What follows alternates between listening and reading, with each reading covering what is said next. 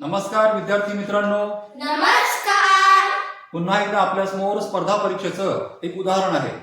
हे उदाहरण कसं सोडवायचं आपण ते बघितलेलं आहे. तुमच्यापैकी तर कोणी येईल का सोडवायला? हो.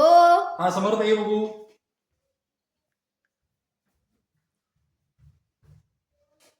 हा, याच्या आधी उभी मांडणी करून घे. 6.232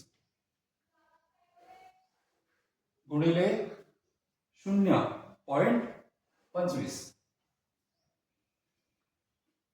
आता तुम्ही बघू शकाल या वरील उदाहरणाचं उत्तर आहे 1,55,800.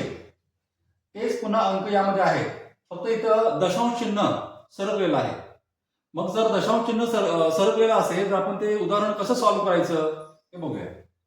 आता पुन्हा एकदा आपण काय केलं, जे उत्तर वरच्या उदाहरणाचं आहे आपण ते सेम उत्तर खाली लिहून काढलं.